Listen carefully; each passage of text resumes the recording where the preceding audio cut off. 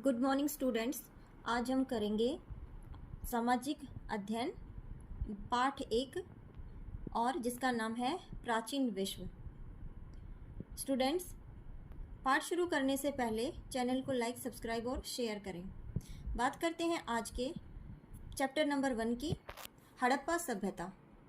हड़प्पा सभ्यता की खोज 1920 में राखलदास बनर्जी ने और डॉक्टर दयाराम साहबी ने खुदाई के समय माला के मनके, कांसे की नर्तकी, मूर्ति, मिट्टी के बर्तन, खिलौने, सिक्के आदि बहुत सी वस्तु मिली थी जिसे हड़प्पा सभ्यता की जानकारी मिलती है। स्टूडेंट्स, पहले पैराग्राफ में बताया गया है कि हड़प्पा सभ्यता जो थी उसकी खुदाई कब हुई थी? 1920 में। और किसने की थी? राखलदास बनर्जी और डॉक्टर दयाराम साहबी ने इसकी जो थी खुदाई की थी। ठीक है। और इसमें जो जो हमें मिले थे वो थे मनका की, कांसे की नर्तकी वगैरह, मूर्ति, मिट्टी के बर्तन, इन सब से काफ़ी कुछ जानकारी हमें हड़प्पा की सभ्यता के बारे में मिलती है। अब देखेंगे कि इसकी नगर योजना कैसी रही थी, कि उस समय के जो नगर थे वो कैसे थे। हड़प्पा सभ्यता की नगर योजना बहुत ही उन्नति थी। चौड़ी चौड़ी सड़कें, चौड़ी गलियां व पानी का जो था निकास था। उचित व्यवस्था थी। मकान पक्की ईंटों के थे। हर घर में स्नानागार व 2 मंजिला इमारतें होती थी। आगे के हिस्से में पुरुषों के बैठने के लिए बैठक होती थी और बीच में आंगन होता था। पीछे औरतों के लिए कमरे बनाए जाते थे। लाइटों की व्यवस्था की जाती थी। तो यहाँ स्टूडेंट आप देखो, जो भी ये पैराग्राफ हमने पढ़ा है तो इससे साफ साफ पता चल रहा है कि हड़प्पा के जो लोग जो रहते थे वो बड़े ही अच्छी तरीके से रहते थे। उनके घर जो है वो 2 मंजिला इमारतों से बने हुए थे। नालियाँ पक्की थी, सड़कें चौड़ी थी, औरतों और पुरुषों के लिए अलग अलग रहने की व्यवस्था होती थी और आंगन भी था। ठीक है। तो ये इनके लिए पूरे पैराग्राफ में बताया गया है। अब हम बात करेंगे उनके विशाल स्नानागार की, यानी कि उनका जो नहाने का जो स्थान है उसको स्नानागार कहा गया है। कैसा था वो? हड़प्पा सभ्यता में स्नानागार के साक्ष्य भी मिलते हैं। मोहनजोदड़ो में विशाल स्नानागार मिला। अब मोहनजोदाड़ो जो था उसमें कैसा स्नानागार मिला था? कि बहुत बड़ा था वो। हड़प्पा और मोहनजोदाड़ो पाकिस्तान में है। राखी गढ़ी, ठीक है, मीताखल, बनवाली, सूत, काजोदूर, चदहोदड़ो और सभी उत्तर भारत में स्थित हैं। ठीक है। तो ये सारे के सारे हमारे अभी भी जो है उसी में, किस में है? ये भारत में है। और इनका जो स्नानागार वो था वो कहाँ मिला था? इन्होंने बताया है कि ये सब जो थे हड़प्पा और मोहनजोदाड़ो जो थे पाकिस्तान में थे। ठीक है स्टूडेंट्स, अब बात करते हैं अगले प्रश्न की। ये अति लघु उत्तरीय प्रश्न है जो 1 नंबर में आपके एग्जाम में पूछे जाते हैं। मनुष्य ने सबसे पहले किस धातु का प्रयोग किया था? तो तांबा था। ठीक है, तांबे का सबसे पहले प्रयोग किया था। मिश्र लिपि को क्या कहते हैं? चित्राक्षर लिपि जो होती है वो मिश्र लिपि को कहा जाता है। बौद्ध धर्म के संस्थापक किसे माना जाता है? गौतम बुद्ध को बौद्ध धर्म का संस्थापक माना जाता है। जैन धर्म का संस्थापक किसे माना गया है? ऋषभनाथ को जैन धर्म का संस्थापक माना गया है। उत्तर वैदिक काल के लोगों के मुख्य व्यवसाय क्या थे?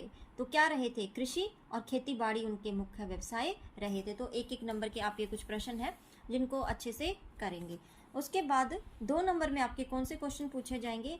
रोम साम्राज्य कब और क्यों विभाजित हुआ था? वर्ष 395 में जो रोम साम्राज्य का विभाजन हुआ, क्योंकि रोम साम्राज्य जो सम्राट था उसकी इच्छा पर चलता था, लेकिन उसकी ताकत का जो दारोमदार था सेना पर था। ठीक है, सैनिक जो थे वो जनरल आमतौर पर कमजोर सम्राटों का तख्ता पलट कर देते थे। तो इस प्रश्न में आपको समझ में आया कि रोम साम्राज्य था कब और क्यों विभाजित हुआ। तो ये था 395 में विभाजित हुआ। कारण बस यही था कि जो वहाँ के सैनिक थे, जो सेना के अध्यक्ष थे, वो क्या करते थे, अगर वो आमतौर पर ज़्यादा स्ट्रॉन्ग होते थे तो वो सम्राटों का जो था तख्ता पलट कर देते थे। अब जो हमारे 4 से 5 नंबर में जो प्रश्न उत्तर आएंगे वो कौन से हैं? पूर्व वैदिक कार्यों के सामाजिक, धार्मिक और आर्थिक जीवन का वर्णन करो। सामाजिक जीवन उनका कैसा रहा? पूर्व वैदिक काल की जानकारी मुख्यतः ऋग्वेद से मिलती है, जो कि प्रथम वेद माना जाता है।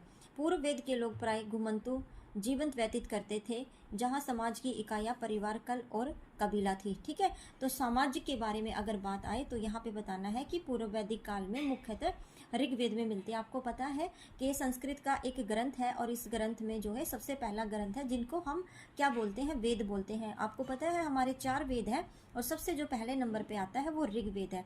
तो वहीं से कहते हैं कि लोगों को इसके बारे में पता चला है कि उस टाइम के लोग जो थे वे घुमंतु यानी घूमने वाले होते थे, और यहाँ समाज की इकाइयाँ भी थी और परिवार, कल और कबीला भी यहाँ पे था। ठीक है, अब इनका आर्थिक जीवन के बारे में बात करते हैं कि इनका आर्थिक जीवन कैसा रहा था। सामाजिक जीवन तो हो गया, समाज मतलब घर के आसपास का आस पड़ोस, परिवार, ठीक है, और कबीला। लेकिन अब इनका आर्थिक जीवन कैसा था, इनका गुजारा कैसे चलता था, इनकी आजीविका क्या थी। तो आर्थिक की बात करते हैं। उनकी अर्थव्यवस्था मुख्यतः पशुपालन पर आधारित थी। वो लोग पशुपालन करते थे और उन्हीं से अपनी आजीविका का साधन जो है वो कमाते थे, ठीक है। तो अगर पूर्व वैदिक काल में क्वेश्चन आता है सामाजिक और आर्थिक, तो सामाजिक में बताना है आपने कि उनके जो थे परिवार भी होते थे और आस पड़ोस भी होता था और कबीला होता था, ठीक है। और आर्थिक में बताना है कि वो लोग कृषि से अपना पालन करते थे। अब धार्मिक में देखते हैं कि वो किसकी पूजा करते थे। यहाँ जाति प्रथा नहीं थी। कबीलों का मुखिया राजा कहलाता था और देवी देवताओं की पूजा की जाती थी, जिसमें इंद्र सबसे प्रमुख था। यहाँ कोई जाति प्रथा नहीं थी कि ये उच्च जाति का है, ये निम्न जाति का है। बस सिर्फ यहाँ पे कबीले का जो एक मुखिया हेड होता था उसी की बात मानी जाती थी और देवी देवताओं की पूजा की जाती थी, जिसमें इंद्र भगवान जो थे वो प्रमुख माने जाते हैं, ठीक है। आगे बात करते हैं क्वेश्चन नंबर 2 की।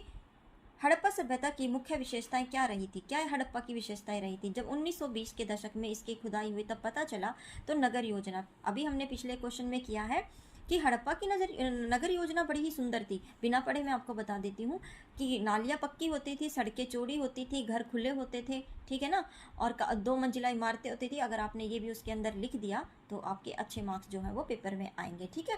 तो नगर योजना उनकी बड़ी सही थी। एक बार इसको भी पढ़ लेते हैं। हड़प्पा सभ्यता के लोग सुनियोजित नगरों में रहते थे। नगरों में चौड़ी सड़कें थी जो समकोण पर एक दूसरे को काटती थी। मकान पक्की ईंटों के थे। यहाँ पर सबसे प्रमुख विशेषता भी विशाल स्नानागार था। तो यहाँ पे भी विशाल स्नानागार जो था इसकी विशेषता रही है हड़प्पा सभ्यता की, ठीक है। मोहनजोदाड़ो की तो थी ही, साथ में हड़प्पा सभ्यता की भी रही है। समाज और अर्थव्यवस्था, तो कहते हैं यहाँ का समाज और अर्थव्यवस्था यानी लोगों किस तरीके से उनका रहन सहन और खान पीन का जो उनका साधन आते थे, उनका क्या कैसे गुजारा चलता था। हड़प्पावासी और कृषि, हड़प्पावासी क्या करते थे, ये लोग जो थे वो कृषि करते थे, ठीक है। दस्तकारी, व्यापार और वाणिज्य में भी माहिर थे। ये अपना काम करते थे, ठीक है। जैसे कोई हाथ का काम होता है, व्यापार करते थे और इसमें जो वो लोग माहिर थे। मुख्य जो फसलें गेहूं, जौ, राई, तिल और मटर भी होती थी। गाय, बकरी, भेड़, सांड, कुत्ते, बिल्ली। अब देखो यहाँ पे जो इनकी फसलें होती थी, बच्चे एक चीज़ का और ध्यान रखना कि जो ये जितनी भी फसलें हैं इनकी प्रमुख फसलें मानी जाती हैं गाय, बकरी, भेड़, सांड, कुत्ते। ये आज के टाइम में भी ये लोग पालते हैं तो पालतू पशु इनको माना जाता है। लोग अनाज, मछली, मांस, दूध, अंडे और फल खाते थे। उनका जो खाना था वो आज का ही खाना है, तो इसमें कुछ ज़्यादा आपको दिक्कत नहीं आएगी। धर्म और संस्कृति की बात करते हैं। हड़प्पा सभ्यता में मातृदेवियों की मिट्टी की बनी मूर्तियों जो है वो मिली हैं। यहाँ पे उनकी जो है देवियों की पूजा की जाती थी जिनकी मूर्तियाँ मिली हैं। मोहनजोदाड़ो में एक पुरुष देवता की भी जो है देवता भी मिले हैं जिसे शिव पशुपति का आदि रूप कहा जाता है, ठीक है। विभिन्न स्थलों पर मिले ताबीज और जंतर आत्माओं तथा जादू टोने पर उनके विश्वास की ओर इशारा करते हैं, ठीक है। जो इनके ताबीज वगैरह मिले हैं तो कहते हैं ये कुछ जादू टोना भी जो लोग जानते थे। तो धर्म की बात करें तो ये मातृ की जो है मातृ देवी की इनके पास मूर्तियां मिली हैं। शिव के एक पुरुष देवता की भी जो है मूर्ति मिली है और वो पशुपति आदि पुरुष कहा जाता है। और कुछ टोना टोटका जो है ये लोग जानते थे, उसका भी हमें कुछ इनके ताबीज वगैरह मिले हैं। लिपि की बात करते हैं कि लिपि उनके पास कौन थी। हड़प्पावासी एक लिपि का प्रयोग करते थे जिसको अभी तक समझा नहीं जा सकता है। बच्चों यहाँ पे एक लिपि की बात करें तो हड़प्पा के जो थे वो लिपि आज तक पढ़ी नहीं जा सकती। तो आज हमने कुछ क्वेश्चन करे हैं पहले चैप्टर के, ठीक है। और जो पहला चैप्टर था उसमें हड़प्पा सभ्यता के बारे में बताया गया है, तो कोई ज़्यादा मुश्किल नहीं है इसके अंदर। तो आप अच्छे से इस चैप्टर को करोगे। कल हम एक नई वीडियो के साथ फिर आएंगे। अगर आपको चैनल अच्छा लगा और आज का चैप्टर अच्छा लगा तो चैनल को लाइक, सब्सक्राइब और शेयर करो। Thank you.